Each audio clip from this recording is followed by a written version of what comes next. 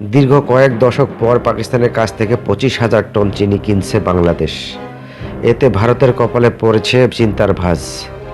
এবার ভারতকে বাদ দিয়ে অন্য দেশ থেকে আলু ও পেঁয়াজ কেনার কথা ভাবছে বাংলাদেশ।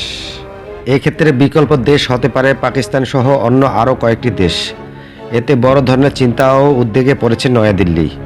কারণ অত্যন্ত প্রয়োজনীয় এই দুটি পণ্য কেনার ক্ষেত্রে বাংলাদেশ এতদিন নির্ভরশীল ছিল ভারতের উপরেই। মঙ্গলবার 10 ডিসেম্বর এক প্রতিবেদনে এ তথ্য জানিয়েছে ভারতীয় গণমাধ্যম ইন্ডিয়া.com।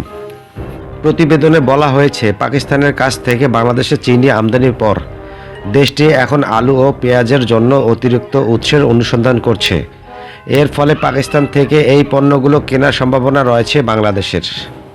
ইন্ডিয়া.com বলছে, বাংলাদেশে হিন্দুদের ওপর কথিত অত্যাচারের কারণে দুই প্রতিবেশী উত্তেজনাপূর্ণ সম্পর্কের মধ্যে পণ্যের নিরবিচ্ছিন্ন সরবরাহ নিশ্চিত করতে এবং অতীতে আলু ও পেঁয়াজের প্রধান সরবরাহকারী ভারতের উপর নির্ভরশীলতা কমানোর জন্য বাংলাদেশে চলমান প্রচেষ্টা অংশ হিসেবে এই পদক্ষেপটি নেওয়া হয়েছে। ভারতীয় এই গণমাধ্যমটি বলছে, বাংলাদেশ ঐতিহ্যগতভাবে তার আলু আমদানির জন্য ভারতের উপর নির্ভর করে থাকে, আর পেঁয়াজ প্রাথমিকভাবে ভারত এবং মায়ানমার থেকে নেয় বাংলাদেশ। তবে পাকিস্তান, চীন এবং তুরস্ক থেকেও কম বেশি পরিমাণে পেঁয়াজ আমদানি করা হয় বাংলাদেশে।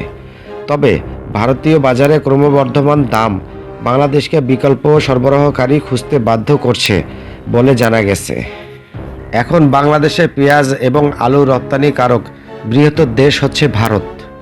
2023-2024 অর্থ বছরে ভারত থেকে বাংলাদেশে পেঁয়াজ রপ্তানি প্রায় 7.24 লাখ টন পৌঁছেছে, যার প্রায় মূল্য 145 মিলিয়ন মার্কিন ডলার।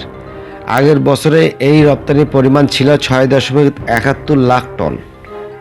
ঐতিহ্যগতভাবে প্রতিবেশী বাংলাদেশের সাথে ভারতের দৃঢ় বাণিজ্যিক সম্পর্ক রয়েছে এবং ভারতের বস্ত্র ও কৃষি রপ্তানির মূল বাজার হিসেবে কাজ করে বাংলাদেশ। বাংলাদেশের বাজারে ভারতের রপ্তানি 2010-2011 সালে 3.2 বিলিয়ন মার্কিন ডলার থেকে বেড়ে 2021-2022 সালে 16.2 বিলিয়ন মার্কিন ডলারে পৌঁছেছে। তবে বাংলাদেশে হাসিনার পতন ও অন্তর্বর্তীকালীন সরকার ক্ষমতায় আসার পর দুই দেশের মধ্যে বাণিজ্য কমে গেছে। বাংলাদেশ আলু ও পেঁয়াজ আমদানির জন্য বেশ কিছু সম্ভাব্য বিকল্প উৎস চিহ্নিত করেছে এবং এটা দেশের বাণিজ্য মন্ত্রণালয়কে ইতিমধ্যেই জানিয়েছে। এছাড়া এসব বিকল্প নিয়ে আমদানিকারকদের সঙ্গেও আলোচনা হয়েছে।